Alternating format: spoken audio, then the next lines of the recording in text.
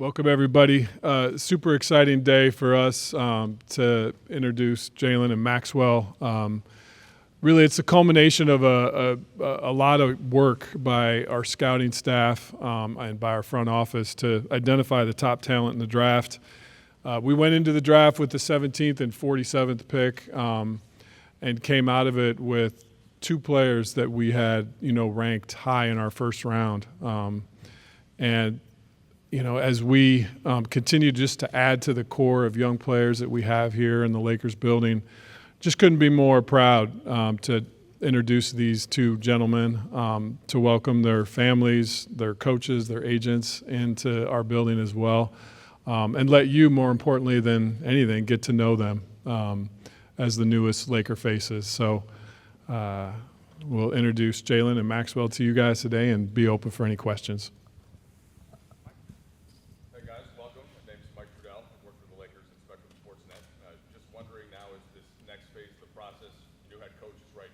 What have been those initial conversations, or maybe if brief, just about what you each kind of hope to bring starting your rookie year? Pretty much just welcoming. Obviously, just getting drafted, kind of meeting everyone, getting acclimated to everything. So obviously the next step is summer league, so just getting ready for that and focusing on that right now. Yeah, just to piggyback off him, just introduction. A lot of new faces. I'm trying to remember everyone's name right now, so just going through that, and yeah. Yeah, Jim Hill at KKL9. I'd like to ask both of you to talk about your initial reaction when you found out you were going to be with this historic franchise.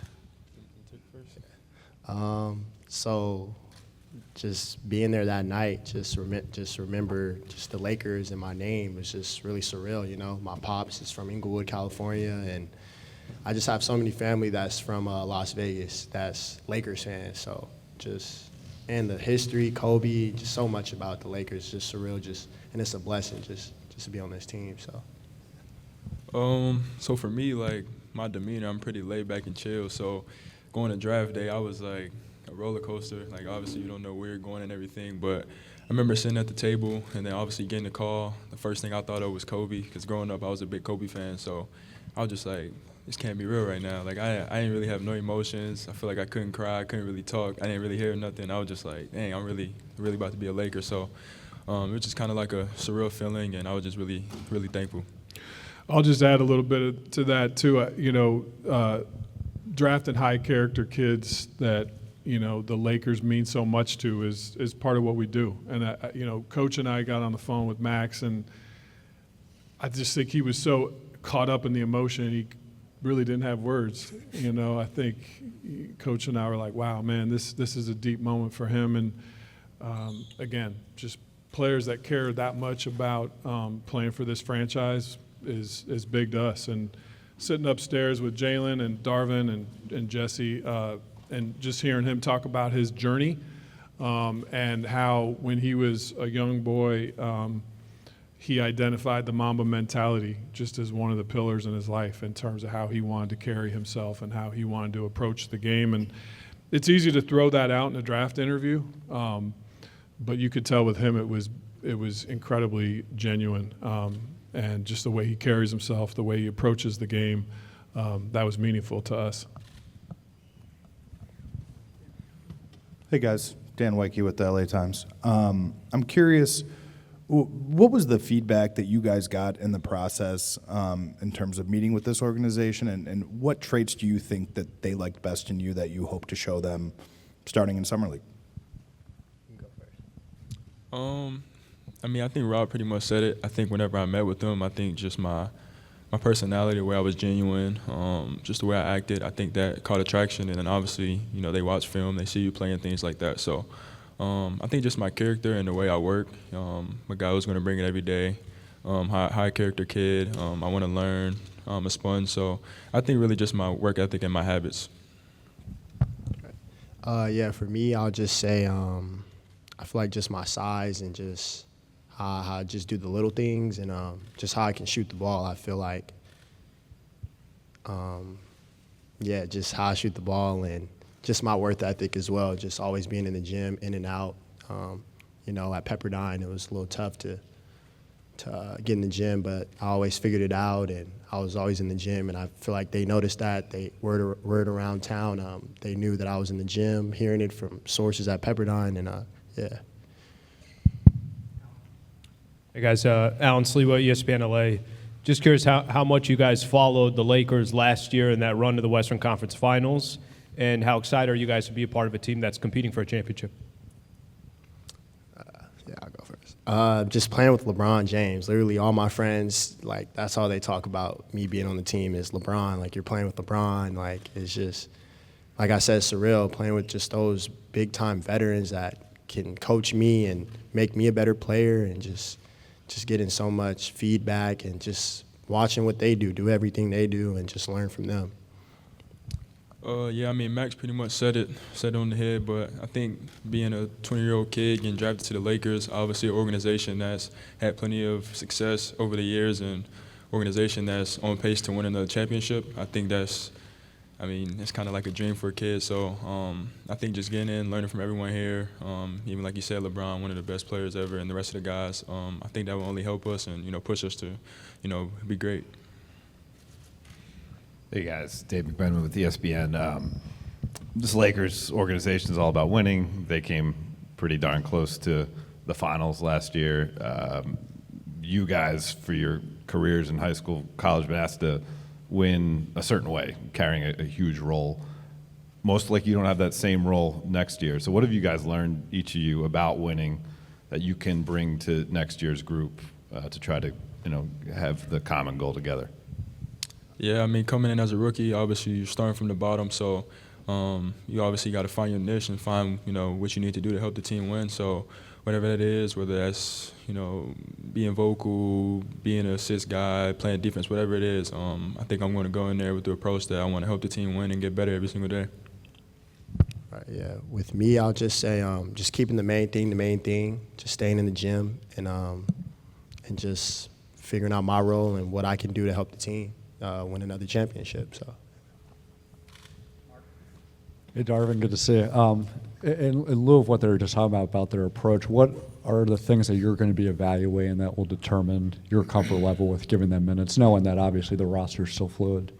Well, as I said from day one, like a little over a year here last year, it's the three things that we look for, and that's the competitiveness, togetherness, and accountability. And I think these are two great young men, highly competitive, known to work well with their teammates, and I'm sure there'll be a lot of buy-in from them immediately. And then holding yourself accountable, doing everything you can to put yourself in the best possible position to be successful. And with these young guys, it's learning how to be pros first and foremost, learning how you got to change your nutrition, your sleeping habits, constantly work on your body and work on your game. And also, not just randomly working on different things, but things that are going to translate to the group, things that are going to allow the group to be successful. So we have all the faith in the world in these two, that they're going to fall right into place with what we got going on. And as a young player, the harder you play, the harder you compete, particularly on the defensive end. Usually those guys are the ones that get the minutes early, and the offense will catch up to what they're doing. But first, they have to establish a competitive tone and obviously buy in and know what we're doing defensively, and that's going to translate into everything else. Hey guys, Kirk Sandoval from KBC. Jalen, I want to ask you specifically, when LeBron James was drafted by Cleveland, there was a story that you were like 7 days old. How do you put that into perspective, that you'll be playing with him and learning, as Coach said, some of those life skills? Yeah, I did see that post on ESPN, and I was like, dang, LeBron old. Nah, but, it's crazy to think about. Obviously, he's one of the greatest players ever played the game. He's been in the league for going on 21 years now. So just his knowledge of the game and what he can bring to the table for me, and as well as Max and other guys, I think it's going to be good and really beneficial to us.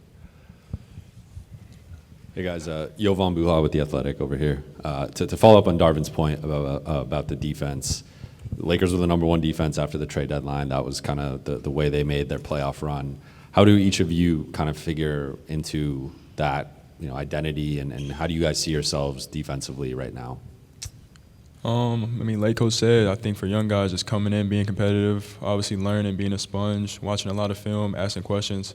And I think the more you play and, you know, be around your teammates, that's the better you get at doing it. So I think just learning on the fly, really, yeah, that's the main thing. Yeah, to piggyback off what he said, yeah, just doing the little things and just taking defense seriously. You got to play defense. I'm pretty sure his motto is if you want to be on the floor, you got to play defense first. So just making sure you do that before anything else. Kobe Price, Southern California News Group. This is for Maxwell and Jalen. Just for you guys, is there maybe a different approach to your rookie seasons, you know, knowing that you're joining a team that had the success they did last year compared to if you were drafted by a team maybe lower in the standings or didn't have the same success? Not really. I think I'm still going to work. Even if I was on the worst team, it doesn't really matter to me. Just still going to work. I mean, yeah, it's pretty much always the same approach. You got to go in there and work. And like I said, we're rookies now, the young guys, so you got to start from the bottom and do whatever the team needs for you to win. Hi, guys. Brad Turner from LA Times. This is for Darvin and Rob. Knowing that these guys play for coaches, and Jalen's case, played for Mike Woodson, played for Lorenzo, how does that help them in this process of getting to the NBA team? And Darvin, is it true that Woody used to whoop your butt when he was coaching you? I'll speak to the whooping butt part about the coach. You know, we Lorenzo Romar. I remember when I played at Michigan, he was on a traveling team and gave us 40. So much respect for his game and his story. But I think one of the things we do throughout the scouting process is we also have intel and talk to head coaches at colleges. And when you talk about Lorenzo Romar or Mike Woodson, just guys that carry such respect for the way they played. Obviously, Woody's coached in the NBA and now at Indiana University. So a big part of our evaluation. And I remember we were playing the Nuggets. I was talking to Woody about this before we came out. Playing the Nuggets in Denver, part of the intel calls, and I called him, and he started talking about Jalen and just some of the things he can do that you see in practice every day that maybe you don't see on tape or you don't see if you go to a game. And the gravity of his voice is measurable. So it's great to have these coaches behind these players and part of their development story. Yeah, I'll totally 100% agree with that. Knowing both of those coaches, just their ability to get players focused on, I think Max mentioned earlier, making the main thing, and just the competitive edge, the defensive focus, playing the right way offensively. You can see that when you watch these two guys on film, and I just think just being in that type of environment for both of them, you know, coming in, it makes my job and my coaching staff that job much more easier in terms of things that I know that we can throw on them that'll be a seamless transition and I'll translate immediately to what we're trying to do here with the Lakers. And nobody wanted to mess with Woody, BT. I can call Sheed, Ben, everybody, Chauncey, Tayshaun. Nobody wanted to mess. He was the hit man for Larry Brown back then in Detroit. We had some tough guys on that team, and he would give us great instruction, but you didn't want to mess with Mike, man. You didn't want to mess with Coach Wood, man. But it's great to see him here, and it's beautiful how things come full circle. And now I'm about to coach a player that had the honor of playing for him, and I've played for him, so I already know what's instilled in Jalen, and I already know what's instilled in Max, and we're just going to keep the process going and allow them to build and become, you know, high-level professionals. Hey, guys, over here to your right, Kyle Kraska with Fox LA. Welcome.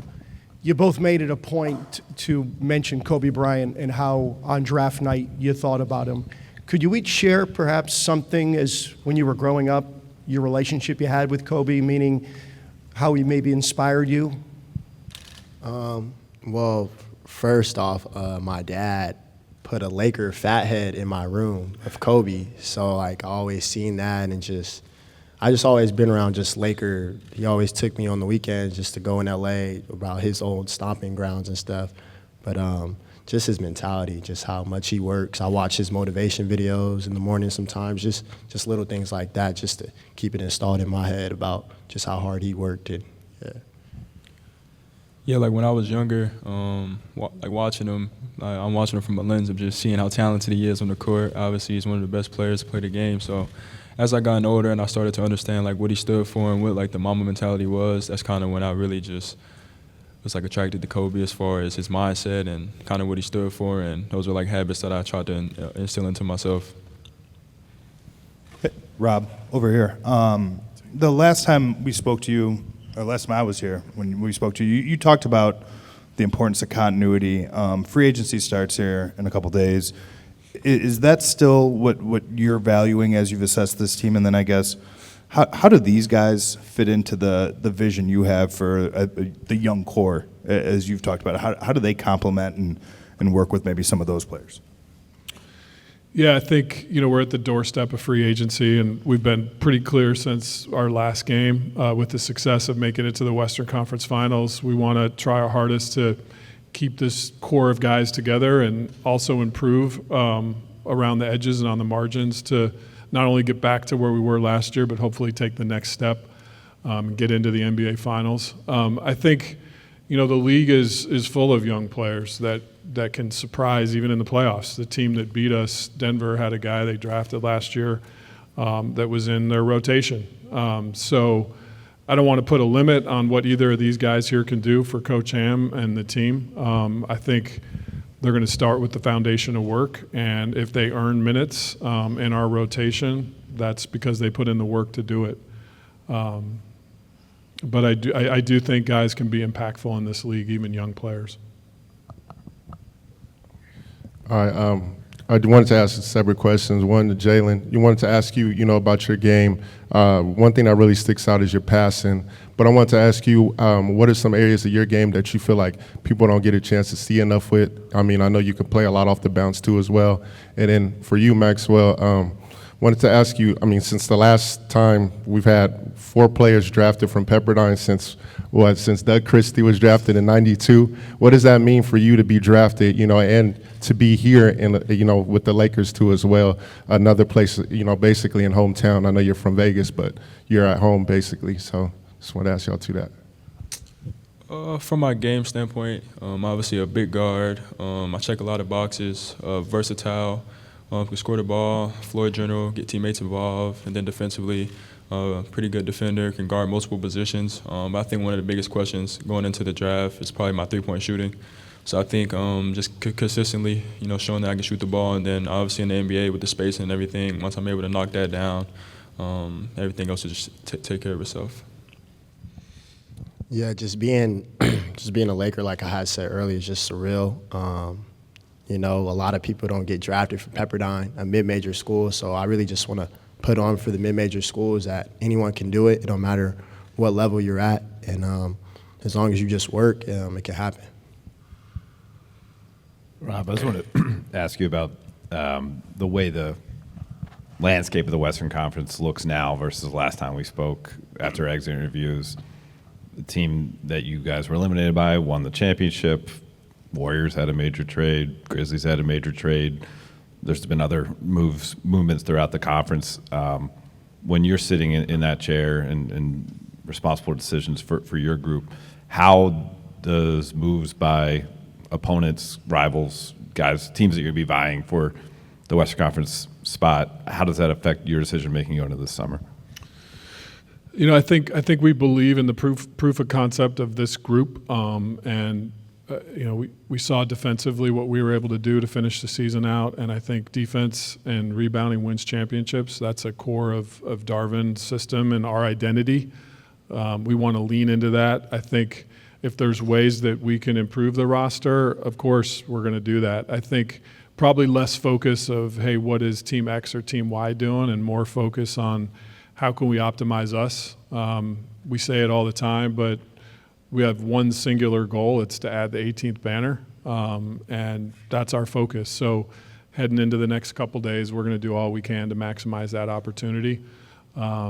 And, yeah, teams are going to be aggressive. There's a lot of parity in the league right now, and everyone smells an opportunity to chase a championship, but we're going to try our best to stay in that pack or at the head of that pack. Follow-up, Rob. You mentioned upgrading around the margins. Is there like a player archetype or skill set that you feel like you guys need to add in free agency with one of those marginal upgrades? Yeah, I think we're gonna try our best to match players with players that coach wants to coach and that work in his system. And I think that's guys that play tough-minded basketball, that play defense, that play the game the right way, that hold themselves accountable, that fit within a team structure, don't put themselves first, put other guys first. And that's got to be our identity, and it will be our identity. I think that's when rosters really work, is when they reflect the personality of the head coach. And those are the archetype and the things that we're looking for on July 1st.